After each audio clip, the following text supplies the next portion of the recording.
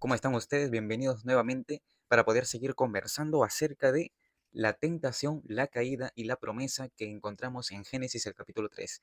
Pues hemos visto ya la conversación que tuvo la serpiente con Eva y hoy vamos a ver la caída, cómo es que cae esta mujer y también cómo fue que Satanás lo usó para hacer esa piedra de tropiezo para Adán, que estaba distante de ella en el Edén. Así que vamos a tomar nuestras Biblias. Hoy vamos a estudiar solamente prácticamente el versículo 6 y también vamos a ver en qué consistió el pecado. Así que toma tu Biblia, tus apuntes, si es que estás estudiando conmigo esta serie donde estamos analizando la Biblia pasaje por pasaje, versículo por versículo desde Génesis el capítulo 1. Así que te invito a que puedas seguir participando en estos momentos hablando de la caída en el Edén. Y esta es la vida eterna, que te conozcan a ti, el único Dios verdadero, y a Jesucristo, a quien has enviado. Vamos a leer Génesis el capítulo 3, el versículo 6, y dice así: Vio pues la mujer que el árbol era bueno para comer, y que era agradable a los ojos, y árbol codiciable para alcanzar la sabiduría, y tomó de su fruto, y comió, y dio también a su marido, el cual comió así como ella. Miren, este versículo es después de que ya la mujer ha hablado con la serpiente, ha intercambiado palabras. Esta mujer ya, después de haber sido prácticamente seducida por Satanás, para que pueda observar el árbol, para que pueda comprender erróneamente de que el árbol al agarrar el fruto y al comer ese fruto que estaba prohibido que coman, ella pensó que tal vez podría alcanzar la sabiduría. Pero no es que el fruto del árbol haya contenido algo mágico, haya contenido tipo una pócima, una poción o un antídoto, un veneno para que ella pueda adquirir la sabiduría o digamos el pecado, ¿no? Porque el pecado no consistió en que ella debía comer y digamos que el pecado estaba dentro de ese fruto y el pecado se le iba a pasar del fruto a ella. No, el pecado al nosotros leer este versículo puede ser que sea eso, pero no es así. Y hoy vamos a comprender específicamente solamente en este versículo en qué consistió el pecado. Y vamos a hacer unas aclaraciones, porque nosotros podemos ver aquí que hay una forma en cómo es que llega el pecado a este mundo. Y claro, llega a través de Eva. Pero lo primero que hay que comprender es que la tentación no es pecado. El hecho de que Eva haya sido tentada no significa que ella ya estaba pecando al ser tentada. No, porque si no, de esa manera, Cristo mismo hubiera pecado al ser tentado. Pero la tentación no es pecado. La tentación simplemente es es una manera de la cual pues Satanás viene a nosotros para tentarnos, valga la redundancia, y nosotros caer en el pecado. Pero la tentación no es pecado, sin embargo es una incitación a hacer el mal. Es nuestra decisión recibir la tentación y pecar, ¿no? Es nuestra decisión. Es nuestra decisión llevar esa tentación a que se conciba en pecado. Pero lo primero que hay que comprender es que la tentación no es pecado. Lo segundo que hay que comprender es que el pecado no consistió en que el fruto tenga el pecado, es decir, que el pecado pasaba del fruto a ella. No, no, no, el pecado no era de esa manera. El pecado tampoco consistió, otro punto es que no consistió en la naturaleza de Eva, porque Eva era una naturaleza perfecta. Así que el pecado no consistió en una naturaleza que le inclinaba a hacer lo malo, y tampoco en esa naturaleza que tenía en aquel tiempo que le inclinaba, le incitaba a hacer lo bueno, que es la naturaleza perfecta, ¿no? Entonces el pecado no consistió en ninguna de esas cosas. Entonces, ¿en qué consistió el pecado? Pues nosotros vamos a ver aquí que el pecado solamente consistió en que ella, junto a Adán, hayan transgredido el mandamiento de Dios. Dios les había dado un mandamiento. Y el mandamiento para esta pareja en el Edén era que no coman del fruto. Ese era el mandamiento. Transgredir el mandamiento era pecado. Transgredir el mandamiento de Dios de que coman el fruto era pecado. Dios había dicho no comas y ellos desobedecieron y comieron. Es decir, dejaron de lado la voluntad de Dios y prefirieron poner su voluntad por encima de la de Dios.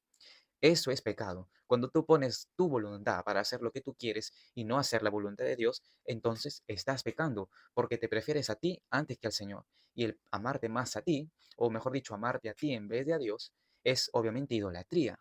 Entonces, miren, ¿quién se puso en primer lugar aquí en el Edén? Obviamente se pusieron ellos mismos en el primer lugar. Y ya no estaba Dios, ya no estaba lo que Dios decía, sino ahora está lo que yo creo y lo que me podría beneficiar mi acción. Y obviamente eso es egoísmo puro, es orgullo. Y obviamente lo que reflejaba esta pareja era lo mismo que había reflejado anteriormente Satanás en el cielo. Pero dicho esto, nosotros ya estamos comprendiendo de que el pecado no es Nada que no sea transgredir el mandamiento. Y miren, es muy interesante porque vamos a analizar con unos versículos por qué tentación no es pecado, por qué naturaleza no es pecado y también vamos a ver qué es pecado entonces, porque todo lo que he dicho tiene un fundamento bíblico. Y nos vamos a ir, en primer lugar, para comprender que tentación no es pecado, nos vamos a ir a Santiago, que está en el Nuevo Testamento, específicamente el capítulo 1, el versículo 12 al 15. Y Santiago lo explica de una manera muy interesante y dice así: dichoso el varón que soporta la tentación. Mira cómo empieza Santiago. Él dice, el varón que soporta la tentación o la mujer que soporta la tentación es dichoso o dichosa. ¿Por qué?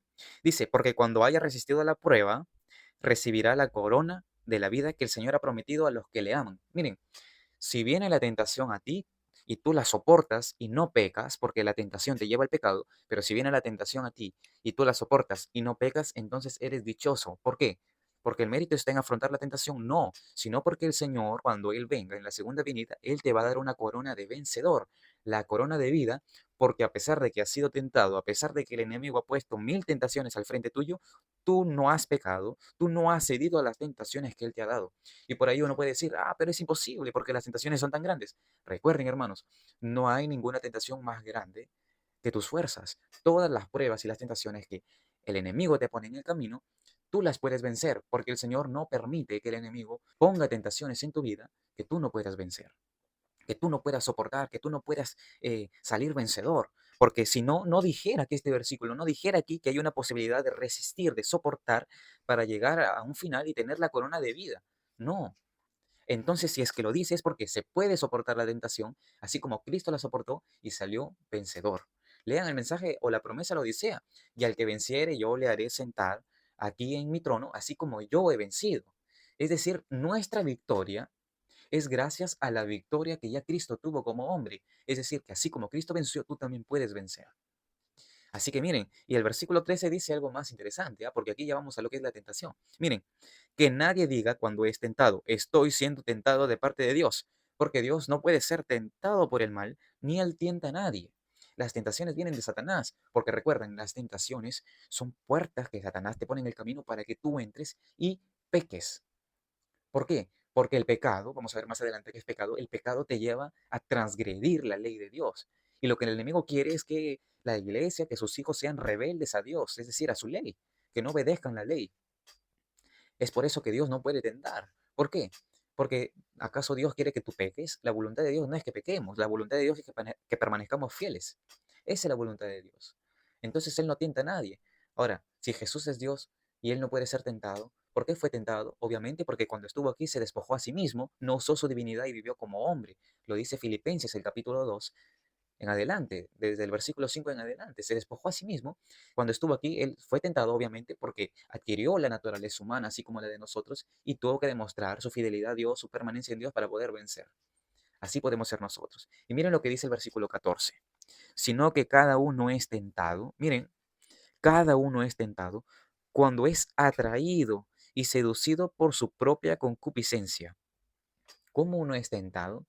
Y aquí entramos a las tentaciones, ¿no? Al mundo de las tentaciones. A ver, las tentaciones que yo tengo no son las mismas que tú, que estás escuchando, no son las mismas que tú tienes. No son las mismas. ¿Por qué? Porque Satanás sabe bien cuáles son tus puntos débiles y sabe bien también cuáles son mis puntos débiles. Así que cuando yo soy tentado, Él quiere que mis puntos débiles se manifiesten. Y cuando tú eres tentado, obviamente Él también quiere que los puntos débiles que tú tienes se manifiesten y puedas caer por ese lado. Sin embargo, sin embargo, somos tentados porque hay algo en nuestro interior que nos lleva a eso. Cuando miramos la tentación, hay algo que al mirar la tentación se despierta en nosotros, el deseo, la concupiscencia de tener eso que Satanás nos pone al frente. Y te voy a poner un ejemplo, y el ejemplo más claro creo que para los hombres que estamos viendo, las mujeres que están escuchando también pueden aplicarlo para cualquier cosa, ¿no? Pero en el caso, por ejemplo, de que Satanás está bombardeando a los hombres ahora con el tema de la lujuria. Si hay una mujer muy hermosa que está al frente tuyo y Satanás va a usar esa mujer tal vez que no es consagrada, esa mujer mundana, la va a mirar, va a hacer que tus ojos se fijen en ella, la va a poner en tu camino y tú la vas a mirar. La miras y eres atraído porque hay algo en ti, tu concupiscencia, que la mira y hasta mirarla no hay problema, ¿no? El problema es que cuando la miras más allá de lo que debes mirar, le empiezas a mirar con un deseo. Es decir, que tú la miras en primer lugar y tal vez no puede pasar nada en tu mente, pero cuando la empiezas a contemplar, que ya es diferente, la contemplas, hay algo en tu mente que se despierta y es la tentación. Y cuando tú eres tentado, la tentación ya no es el pensamiento pecaminoso, porque el pensamiento pecaminoso ya es pecado. Recuerden lo que Cristo dijo, que cuando ya uno empieza a codiciar a la mujer en su corazón, en su mente, ya está pecando. Entonces, cuando algo se convierte en pecado, cuando empiezas a contemplar y desear algo, cuando ya estás deseando, eso ya es pecado, ya estás deseando a esa mujer para otras cosas, eso ya es pecado. Pero antes de eso, tú puedes mirar, si es que miras, ¿no? Lo recomendable obviamente es que apartes tu vista, que seas como Job y digas, he hecho un pacto con mis ojos. Pero de repente miras y obviamente aún no pasa nada en ti, tú no la miras mal, pero Satanás es tan hábil que la pone de una manera que tú la puedas contemplar a esa mujer. La pone al frente tuyo, tú la miras, no la aparta de tu vista. Él sabe cuáles son los puntos débiles de cada uno y lo mismo puede suceder para el alcohol, para las drogas, etcétera. Así que lo primero que uno debe entender, que ese momento antes de que haya un pensamiento es tentación. Mientras no haya un pensamiento malo, sea lo que sea que esté a tu alrededor, no es pecado. Tú eres tentado, pero es tu decisión si quieres pecar. Ahora uno puede decir, hermano, pero los pensamientos no se pueden controlar. Qué interesante, ¿no? Es que, claro, es difícil a veces controlar un hábito malo.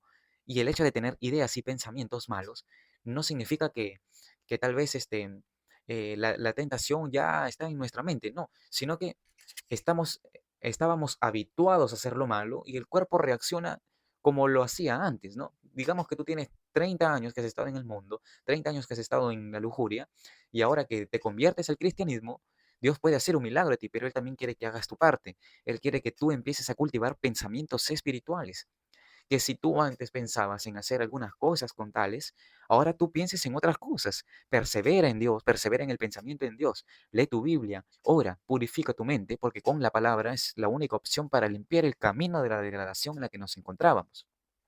Así que dicho esto, dice que cada uno es tentado cuando es atraído y seducido por su propia concupiscencia. Cuando tú miras algo que no debes mirar, eres atraído. Y no es que eso te atrae, sino que tu misma concupiscencia, tu mismo mal deseo te lleva a eso, te atrae hasta el punto de que se convierte en pecado. Pero recuerda, tú puedes cortar eso.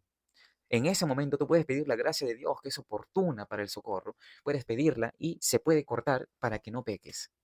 De esa manera puedes ser victorioso, cortando la tentación. Eso es si es que llega de manera involuntaria.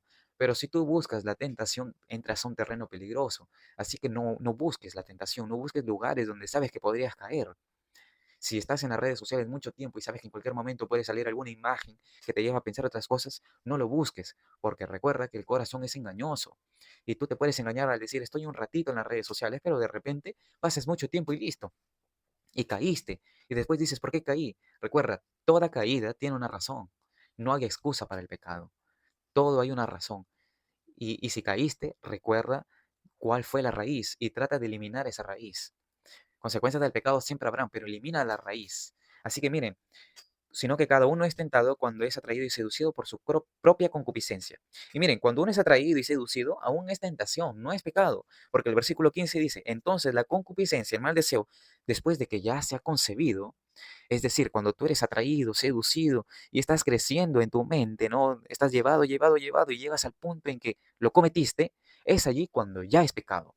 Porque dice, entonces la concupiscencia, después de que ha concebido, da luz al pecado. Es decir, que uno, a pesar de ser atraído por su mal deseo, aún puede estar sin pecar, porque simplemente es la atracción. Es como cuando el alcohólico mira una botella de alcohol y se siente atraído a tomar, pero no lo hace y tampoco imagina que está tomando. Que eso es interesante. Esa fue la frustración o la lucha de Cristo, mejor dicho. Cristo fue tal vez atraído, ¿no? Atraído, pero sin embargo se mostró fiel al elegir cortar todo hábito, no cultivar ningún hábito, no acariciar ningún hábito malo, sino simplemente permanecer firme. Y Él no lo hizo por sí mismo, Él lo hizo a través de la gracia de Dios y con la ayuda del Espíritu Santo. Recuerden, Él dijo, he aquí el enemigo viene y no haya nada en mí. ¿Cómo es por qué Cristo dijo que no haya nada en mí? ¿A qué se refería? Porque Satanás no encontraba nada en Cristo en lo cual Satanás pudiera aprovecharse de que él tuviera alguna debilidad. Sin embargo, nosotros tenemos debilidades, ¿no? Porque hemos cultivado algunas tendencias pecaminosas, las hemos cultivado, las hemos practicado, y a pesar de que tal vez alguien ya la ha dejado, sigue siendo una debilidad, porque ya es algo que se ha practicado. Pero Cristo no practicó ningún pecado y por lo tanto no tenía ninguna debilidad, a pesar de que vino con la misma carne que tenemos nosotros. Cristo tenía una naturaleza humana como la de nosotros. Juan capítulo 1, versículo 14 dice que el verbo se hizo carne, sin embargo, permaneció fiel.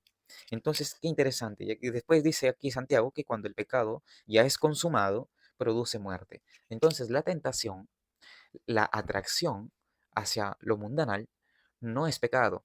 Pecado es nosotros consentir en la inclinación. Es decir, si mi naturaleza pecaminosa me lleva a desear algo y yo obedezco a mis impulsos, es allí cuando obedezco a los impulsos que ese impulso ya no es impulso, sino se convierte en pecado, porque mi voluntad, en mi decisión, ya dije, voy a pecar, voy a hacerlo. Y lo hice. Y solamente basta un pecado para morir eternamente. Solamente basta un pecado para morir eternamente. Dicho esto, podemos comprender de que la tentación no es pecado, ¿no? Ahora, la naturaleza es pecado, tampoco es pecado la naturaleza. ¿Por qué? Naturaleza, por ejemplo, Eva tenía una naturaleza perfecta y fue tentada y pecó. Y obviamente es allí cuando esa naturaleza se pervirtió y pasó a tener una naturaleza pecaminosa. Y toda la descendencia de Adán y Eva llegaron a tener una naturaleza pecaminosa por herencia.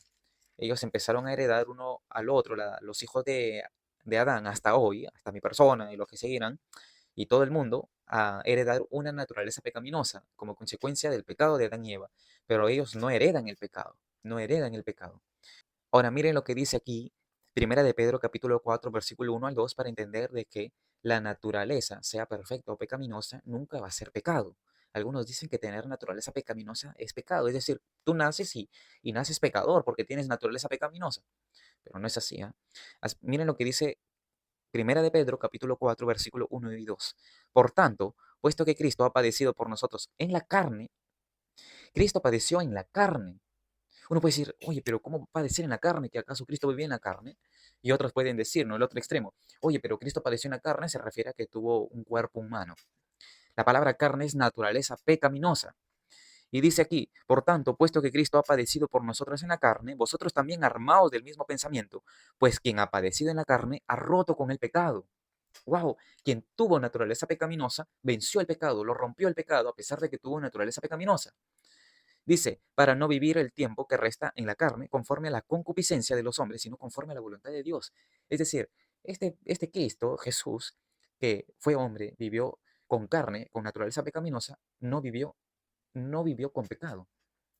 Su naturaleza pecaminosa no significa que tenía pecado. Es decir, el hecho de que tú tengas una naturaleza pecaminosa no te hace pecador. Lo que te hace pecador es la acción de poner tu voluntad por encima de la de Dios. Pero aquí el apóstol Juan lo dice que es el pecado de una manera diferente. Y lo dice así en Primera de Juan, el capítulo 3, el versículo 4, que dice así: todo aquel que comete pecado infringe también la ley. ¿Por qué? Porque el pecado es la transgresión de la ley o la infracción de la ley. Wow. El pecado es transgresión de la ley. No hay otra cosa en la Biblia donde se defina pecado. No hay otra cosa en la Biblia donde se defina pecado. Y uno puede decir, hermano, pero yo he leído por ahí en Santiago, el capítulo 4, el versículo 17, donde dice que no hacer lo bueno es pecado. Y vamos a leerlo. Santiago, el capítulo 4, el versículo 17. Y este texto dice así: el pecado está pues en aquel que sabe hacer lo bueno y no lo hace. Es decir, que si tú sabes qué es hacer lo bueno y no lo haces, estás pecando. Pero vamos a pensar conmigo. Si yo solamente leo el versículo 17 y digo que el pecado está pues en aquel que sabe hacer lo bueno y no lo hace, yo quiero decirte algo. En algunas culturas hay cosas que son buenas, que de repente para otras culturas no son buenas. Entonces, ¿qué? El pecado es tolerable para algunos, pero no para los otros de otras culturas. Si solamente leo este versículo me lleva a pensar en eso, me lleva a pensar eso, porque dice que el que sabe hacer lo bueno y no lo hace es pecado. Entonces, si yo pienso que beber alcohol de vez en cuando es bueno, entonces no estoy transgrediendo la ley porque, según lo que yo pienso, beber alcohol de vez en cuando es bueno.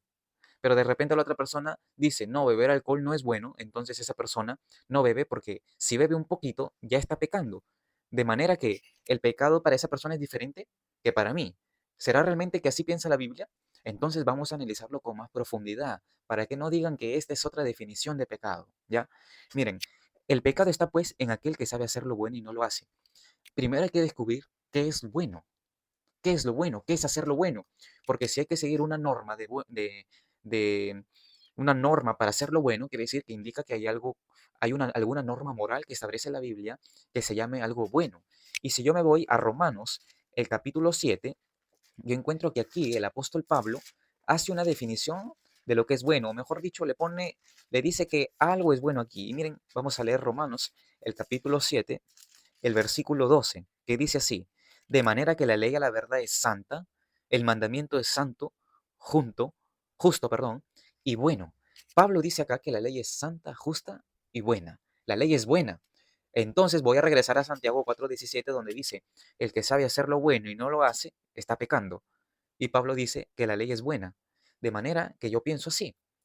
Cuando Santiago está diciendo que hacer lo bueno y no saber hacer lo bueno y no hacerlo es pecado, lo puedo, digamos, interpretar así, que el que sabe cuál es la ley y no la hace, está pecando. Por eso en primera de Juan, capítulo 3 versículo 4 dice que el pecado es transgredir la ley. Y si yo sé cuál es la ley y no la hago, estoy pecando, porque la ley es buena y yo elijo hacer lo malo. ¿Vieron? Al final todo nos lleva a la única definición de pecado, que el pecado es transgredir la ley, transgredir lo que es bueno, porque la ley es buena, transgredir lo que es justo, porque la ley es justa, transgredir lo que es santo, porque la ley es santa. Y la ley es el reflejo del carácter de Dios. ¿Se está entendiendo? Muy bien. Si tienes alguna pregunta sobre esto, ponla ahí en los comentarios, o si quieres decir algo más, ponla en los comentarios. Entonces, aquí hemos entendido que la tentación no es pecado, que la naturaleza sea perfecta o pecaminosa no es pecado, y que el pecado es transgresión de la ley. Y esto es interesante. Y miren, la acción es la manifestación exterior de lo que se está sembrando en la mente. ¿Por qué? Porque si vamos a regresar a Génesis, el capítulo 3, el versículo 6, ella después de haber conversado ya con la serpiente, obviamente ya su mente estaba un poquito ya en éxtasis y pensó que el fruto era bueno, pero antes de pensar que era bueno, ella tuvo que ver. Y miren, porque Eva, el pecado se empezó, digamos, a desarrollar en ella de una manera progresiva. Ella primero tuvo que ver.